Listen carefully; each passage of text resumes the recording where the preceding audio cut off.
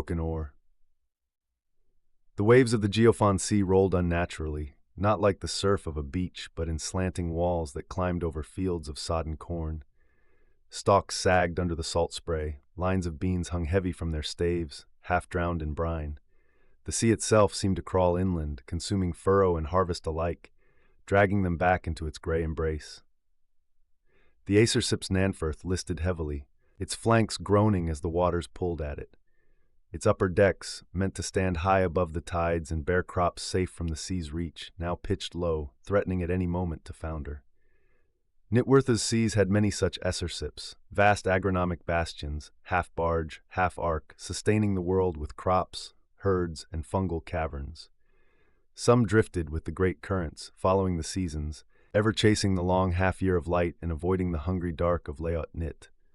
Others, like the Nanfirth, were rooted to their waters, permanent steads upon the Geofon, harvesting sunlight in Leatsummer and sinking into damp gloom for mushroom yield when darkness reigned. But now, this floating bastion had called for aid.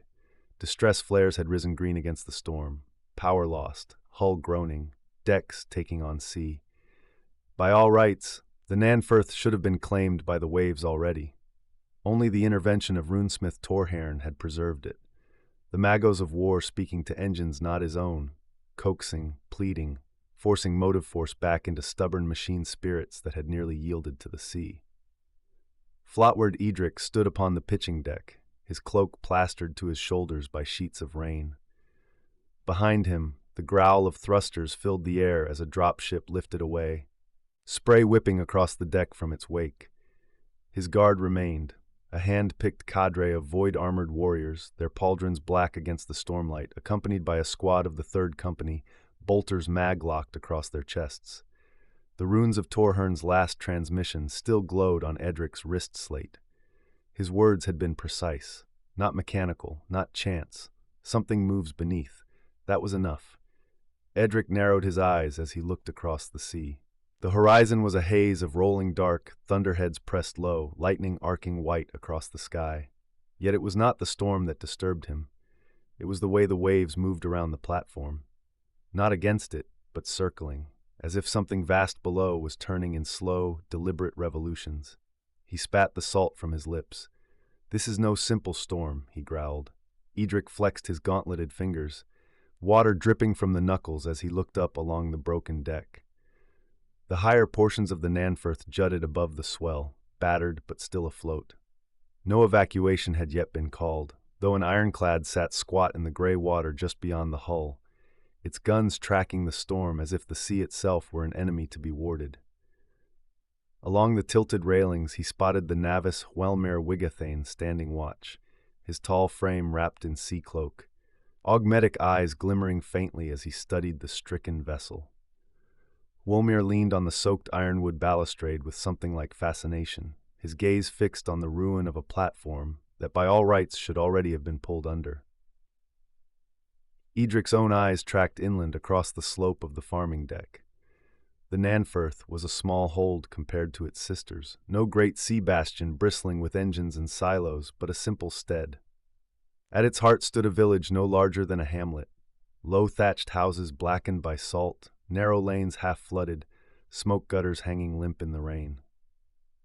At its center, a chapel rose from the waterlogged earth, its rune-etched steeple crooked by the storm, a single votive light guttering in the nave, a few hardy trees clustered together by the houses, their branches stripped bare, the copse that once gave summer shade now skeletal against the clouds. Toward the highest point of the deck stood the secondary farmstead, its walls shored with beams, roofs sagging under broken thatch.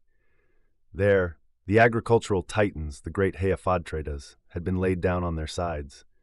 Both machines lay crippled, their armored hulls twisted where the storm had struck hardest, once mighty limbs torn away like the bones of drowned giants. Their runic brands still glowed faintly, pulsing in defiance of the sea, but the machines were broken, their spirits keening in unheard vox. The rain hammered down, hissing across the deck. The air was heavy with salt, oil, and the faint copper tang of blood where men had been dragged from the wreckage. Edric flexed his fingers again, restless. This was no mere accident. Hearthguard, Cinnabil strode up from the direction of the hamlet, water sloshing about his greaves. His replacement armor was still unpainted, dull gray ceramite and panels of old blue from the Revenants' first company, mismatched against the storm-dim green of the others. His cataphractia plate looked heavy against the rain, but he moved with ease, the haft of his power hammer balanced across his shoulders. A squad of Flood Guard trailed with him, Gastelm tactical marines from the 3rd, faces set and bolters raised as they scanned the long, broken fields. Their unease was obvious. Edric raised his sword in greeting, rain dripping from the blade. "Brother Hearthguard, how goes the day?" "Poor." Cinnabil swung the head of his hammer towards the high slope of the Nanfirth's deck. "The Heffod trade is yonder." Edric frowned. "Broken in the storm? Poor maintenance from the Mechanicus, I'd wager." Cinnabil shook his helm. "No, Lord. That's what we thought at first, but both are wrecked, deliberately, and the far wall of the barns torn clean away. That was no work of the Geofon." Edric's lips thinned. The Floodguard's caution now made perfect sense. "Then what did it?" Cinnabil planted his shield in the mud and leaned his weight against it. "No burn marks. No plasma scoring. I say claws, giant ones. But keep that from Wyrtweird Elfstan's ears. He'd have me locked in a padded cell for it." Edric said nothing. He had no ready answer. His eyes went to the lapping gray waters, where 3rd Captain Hlafric advanced through the surf with his brine blades, assault squads of the 3rd Company. They moved like wolves through the tide, shields slung and chainswords humming low. Kelp hung in tatters from their armor, storm-wrecked seaweed caught in their greaves and draped like trophies across their shoulders. They lived up to the 3rd's epithet, the drownward. Edric glanced at Cinnabil, noting the lone Hearthguard's presence. "Where's your ward? Where's Torharn?" Cinnabil pointed his hammer towards the broken hull. "Inside, inspecting the damage himself." Hlafric waded closer, his voice booming across the Vox in jovial contrast to the gloom. "Come to get your feet wet, Flotweird? I thought Beornwulf would send you. He hates the sea." Cinnabil and Edric exchanged a look. It was true, but not in this case. The chapter master was with Wilman's kin, paying respect to the fallen. A damaged Acersips was no duty for a chapter master, nor, strictly, for a Flotweird. But Torhern's cryptic summons had unsettled Edric, and Whelmer Wigathine had always been his first love. He would never pass a chance to leave the void and sail the Geofon's storm.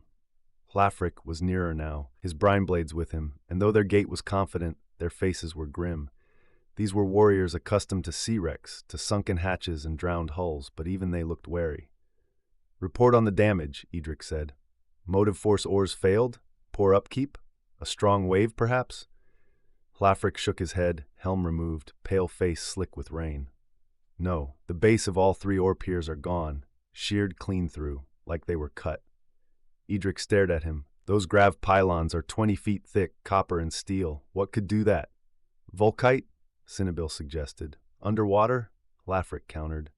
"Plasma charge, perhaps," Cinnabil said, though he knew it sounded foolish. Hlafric's lips tightened. "No carbon scoring, no molten nodules. The cuts were clean, like a blade, but no blade that size should exist." Adric opened his mouth to press further when Hlafric turned abruptly, pointing out to sea. "And that's not the half of it. Look." From their vantage on the higher slope, they could see the waters circling the Nanfirth. The waves did not beat against it, but wheeled around in slow, deliberate arcs. A ring swell. "That is a drain swell," Hlafric said. "I've seen it before in the marshes. A cave or cavern under the seabed collapses, and the sea pours into it." He turned back, voice grim. "You want my guess? A void opened beneath the Geofon, and that has everything to do with what happened to the Nanfirth." Edric narrowed his eyes. "What void could be under these waters? I know this sea like the back of my bolter. We are close to land, just off the emerald banks." Hlafric shrugged. "We know the drowned cities left caverns below. Some collapse in time, some open." Cinnabil's voice was heavy through the Vox grill. "Is there a sunken city beneath the emerald banks?" Edric shook his head. "No, not here." Hlafric met his gaze. 3 miles straight down. The currents scour too hard to map. No city ever recorded. Perhaps ruins. The sea surged below them, circling ever tighter, as if something vast was breathing in the dark. Runesmith Torhern emerged from the lower decks of the Nanfirth, his armor glistening with spray and engine oil. His servo harness still dripped brine as he trudged up the incline, the red runes of his armor casting faint light in the storm gloom.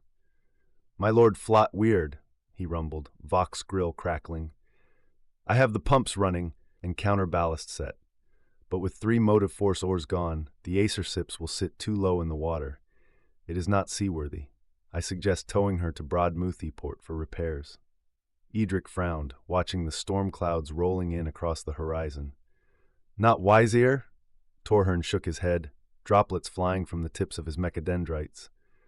"I would prefer Wisear, but with the next storm expected within the day, I do not believe the Nanfirth would survive the crossing." Edric exhaled through his teeth, then gave a single nod.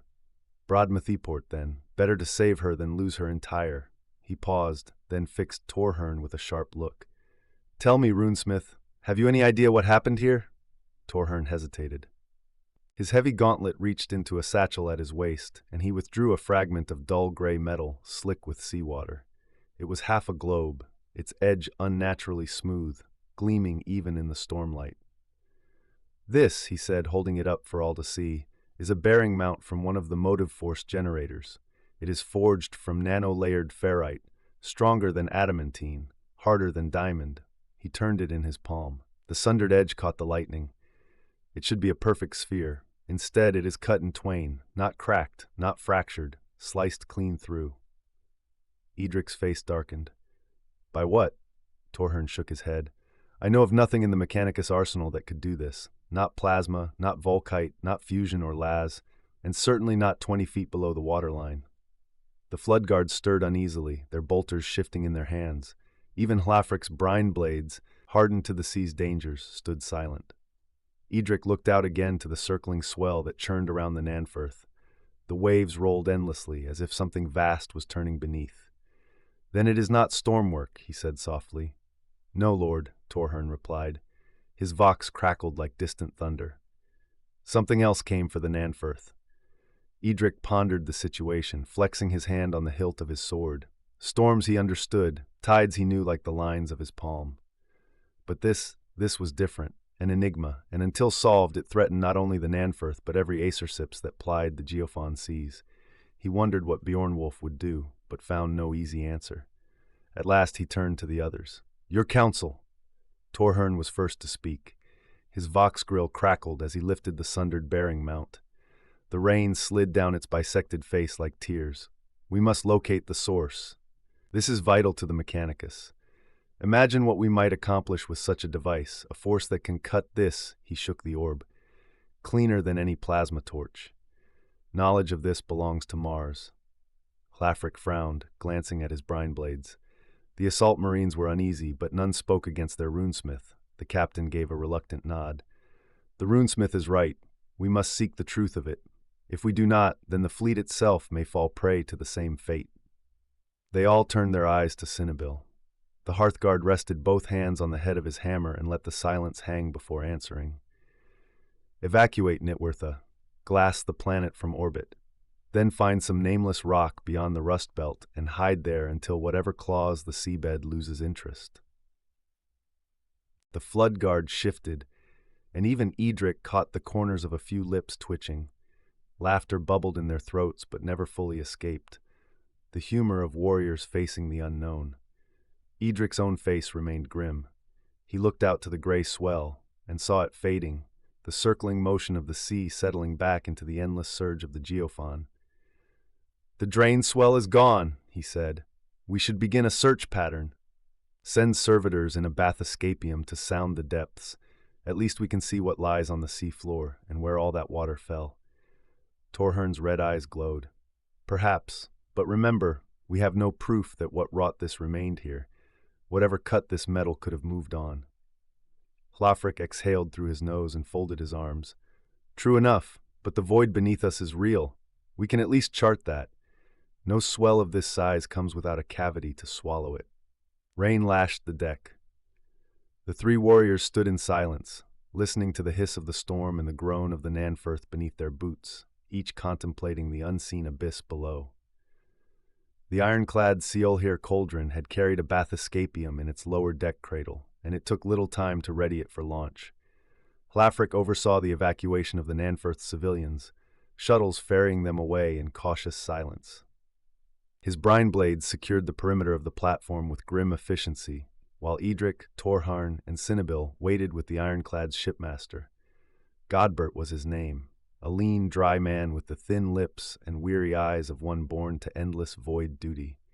He ran the cauldron with the measured efficiency all Navis Walmer Wigathane were famed for, every order clipped, every ritual precise, as if carved from the bone of seafaring tradition itself. When the Bathyscapium descended into the sea, it did so with ponderous inevitability. Chains rattled, the cradle released, and the small craft plunged into the Geofon with a hiss of pressure. Its descent took near an hour, though Torhern bypassed half the safety rituals, linking the servitors directly to his tether circuitry. Each of the three crew was a vat-grown husk, with its brain slaved, and now their eyes, hands, and lungs served only as Torhern's extensions. His mind hunched across theirs in jagged communion. On the viewing banks, the stormlight gave way to gloom, then to absolute blackness, except that it was not truly dark. Even 3 miles down, faint illumination flickered through the waters. Banks of Gaslioma algae glowed dimly, stirred up by the currents, sending pale green phosphorescence drifting past the portholes like the sparks of dead stars. Shapes moved beyond the glass. Fish, though not like any fit for mortal tables. Their skins glistened with their own lumen organs, casting jagged shadows across their fanged mouths. Some had scales like hammered iron, others sported translucent flesh showing bones within. One swept close, a flat-bodied horror with a head like a hammer and teeth like saw blades, its eyes glowing baleful yellow before it turned and vanished into the depths. Cinnabil grunted, leaning on his shield. Best way to clear this sea would be atomics. Glass it, kill every monster below, then no one need ask questions. Torhairn's mechadendrites twitched as he hunched further over the controls. Atomics would do nothing against this scale of depth. Water itself would smother the fury. You would only wake the dead with more echoes. Still worth a try, Cinnabil muttered. No one laughed. The tension lay heavy. Even hardened Astartes felt the weight of the abyss pressing against them, as though unseen eyes turned in the dark. The Bathyscapium continued its descent, deeper into the Geofon's marrow. There.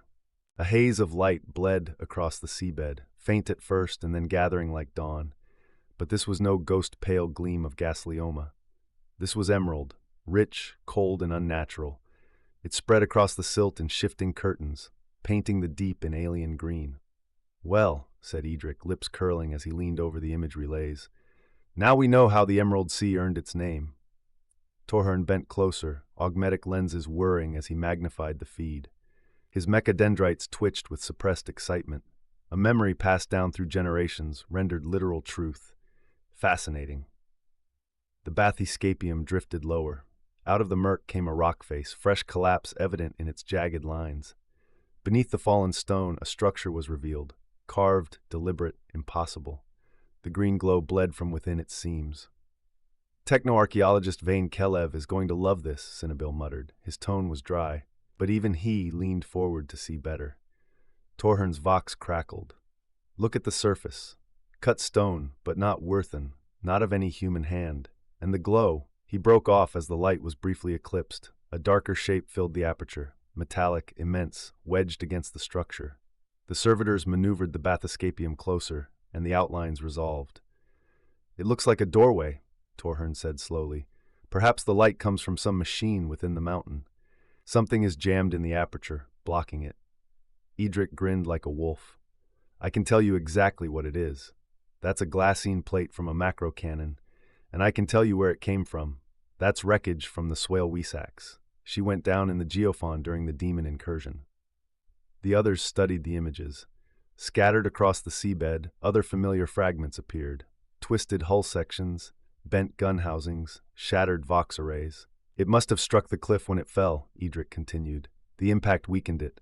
And now, after all these years, the stone has given way, revealing this." He gestured to the unnatural doorway below. Cinnabil squinted at the feed. "Looks like it has sea lice." The others leaned in. Across the surface of the emerald-lit structure, tiny motes moved, emerald silver flickering as they shifted. Not insects, not fish, something more precise, They crawled in strange, geometric paths across the stone, writhing like a living pattern. Torhern's voice dropped to a growl. Not lice, sea vermin of iron, or gnawing mites, metal machines. The green glow shivered as the bathyscapium's flood lamp steadied on the obstruction.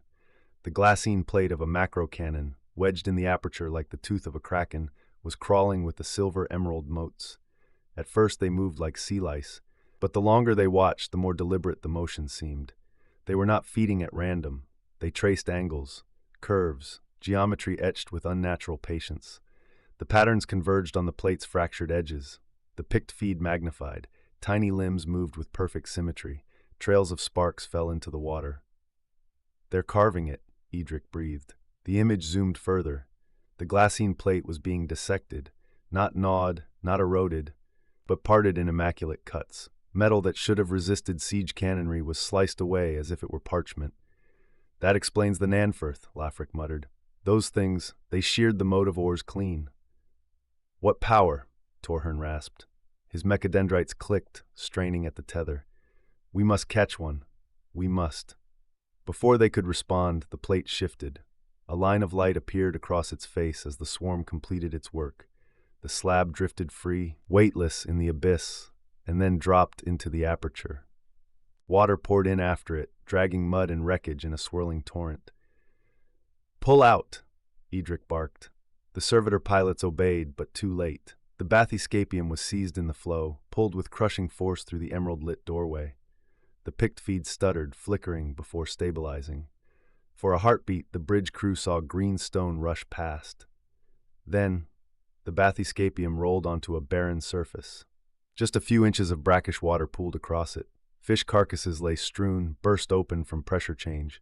The air was dry, the floor dust-choked, and beyond shapes loomed. Temples, angular and vast, their surfaces coated in the filth of millennia. Overhead, not the storm-racked sky of Neatwertha, but stars. The feed stuttered again. The image of alien constellations filled the screen. Then the bathyscapium's system screamed, pressure warnings cascading, metal groaned. The picked cut to black as the craft imploded. Silence filled the cauldron's command deck. "That was inside the temple?" Hlafric asked at last, voice low. "No," Torhern said, his voice mechanical, clipped. "That was not Neatwertha." Edric gestured to the frozen picked feed, replaying the last intact frame. The stars filled the screen once more. He jabbed a finger at a streak along the horizon. "That line, the rust belt, and below, look, the blue glow. That is the Arcana Inclusium. That world lies on the edge of the reach."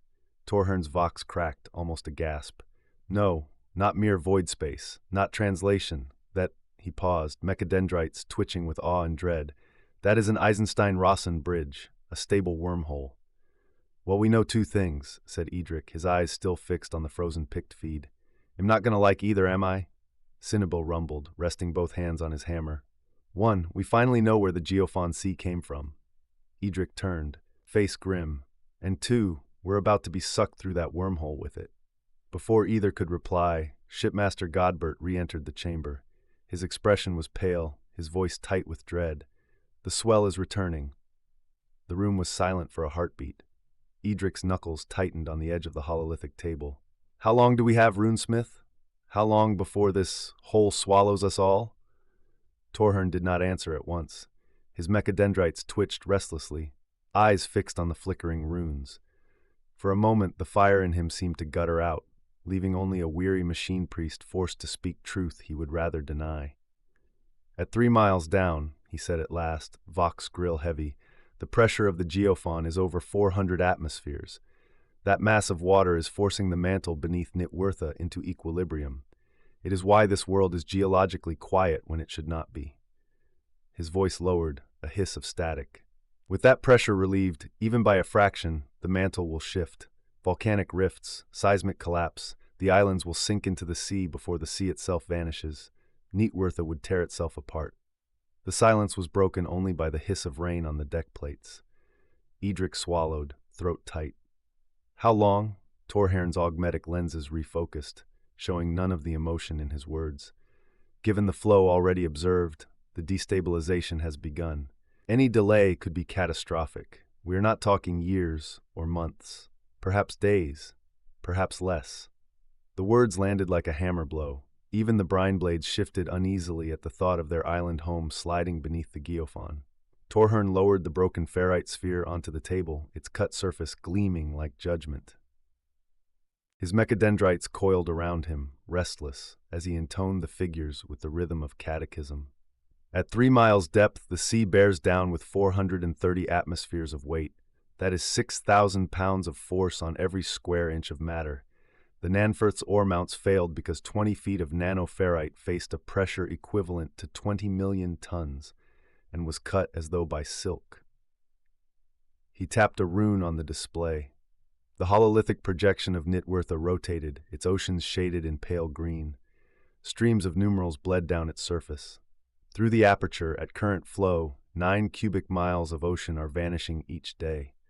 That is 9 trillion tons of water drawn into the breach. Already the balance between sea and mantle quakes. The Geofon presses against Nitwirtha's crust, holding it firm. Relieve that weight, and the mantle will rise like a beast from chains. The islands will founder, rifts will open, fire will walk the seafloor, and the sea itself will drown in the void. His vox grated low, almost a whisper. Destabilization is already begun. To delay even a day is to invite cataclysm. Weeks are beyond imagining. The chamber was silent. Even Hlafric's brine blades shifted uneasily, their sea-draped armor suddenly fragile in the face of planetary ruin. Edric's chest was heavy, his heart beating like the storm outside. He thought of Bornwolf, of Wilman's fallen kin, of the countless farmers and fisherfolk who tilled and sailed the Geofon without ever suspecting what slept beneath. All of them, all of Nitwirtha, balanced on the edge of annihilation. When he spoke, his voice was hoarse but steady. Then there is no more time. We end this, or Nitwirtha ends with it. Edric stared out at the storm-dark sea. In that moment he wished again for Bornwolf's counsel, but it was not to hand. The weight of command pressed on him like the abyss itself. He exhaled. Then there is no time. We act now, or Nitwirtha is lost. We must block the hole, Cinnabil said flatly, as if the matter were simple.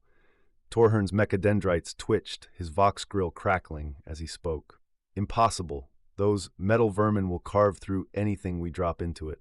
Buy us days at most, no more.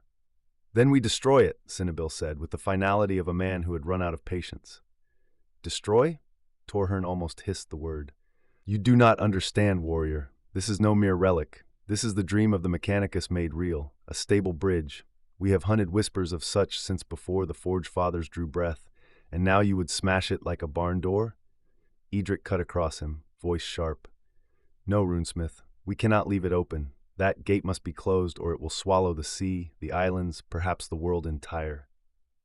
Torhern's helm tilted.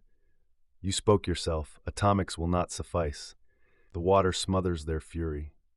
Then what will suffice? Edric demanded. The storm rumbled overhead, as if the sea itself waited for their answer. Other suggestions, then? Edric growled, rubbing a gauntlet across his brow. Bombard it. Order the fleet to fire. Hlafric gave a snort. 3 miles of ocean above it, my lord. We may as well throw screwdrivers at it. Shipmaster Godbert, pale as ever, cleared his throat. Depth charges? Too deep, Torhern rasped, servo arm twitching as his lenses recalibrated. Charges would implode long before reaching it. Even if detonated mid-descent, the force would be a handspan wide. No concussive effect. The pressure is absolute. Hlafric stepped forward, voice eager. Then my brine blades drop on it. Our gas-helm armor can take the pressure. We plant melta-charges directly. Again, Torhern snapped. You cannot carry a bomb greater than what is already there. The sea itself is the weapon. Your charge would fizzle like incense smoke. Cinnabil shifted his hammer against his shoulder. Any takers on finding a new world to live on? The tension cracked for a heartbeat, a few lips twitching, but no one laughed. Torhern's mechadendrites stilled, his voice low and certain. I have a solution. He raised a dripping gauntlet, activating a hololithic display of equations across the table. We overload the motive ores of the Nanferth.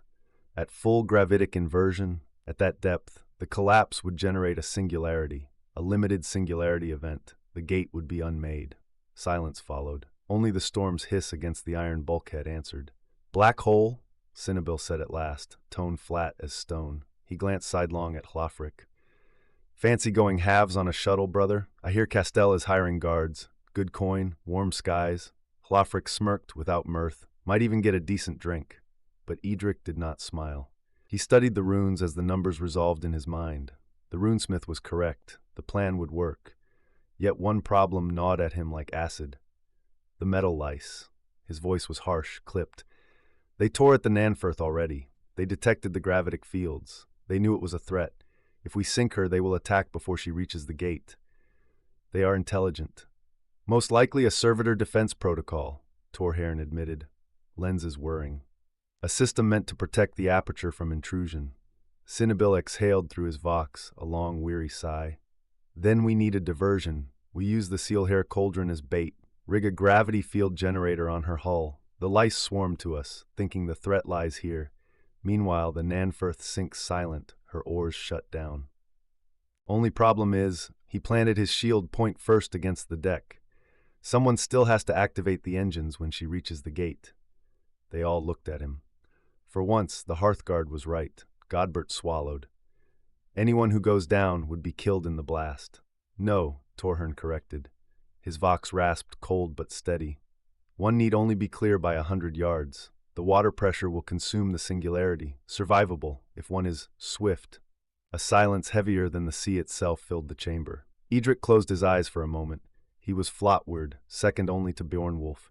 He wished his lord was here to shoulder this burden, but he was not. Duty had placed it on Edric's shoulders. The choice was his. His hand tightened on his sword hilt. Then we do it, he said. I will lead the mission. No, you will not, Cinnabil replied at once. His tone brooked no argument. Torhairn's Gasthelm armor is proof against the deep, and he alone can master the oars. And I am Hearthguard. My cataphracti plate is pressure-proof. I will protect him. Hlafric stepped forward, his brine blades bristling at his back. His voice was steady, grim with pride. And my men will accompany you both. If the sea must be fought, then it will be by those who have ever borne its name. They call us the Drownward for a reason. Edric looked at each of them, his heart tight as a clenched fist. Pride warred with fear in his chest. He longed for Beornwulf's counsel, but it was his lot to carry this. These were his brothers, ready to walk into darkness, into a collapsing abyss to save their world. His voice, when it came, was low. Then let it be so, Geofon Hālgengas.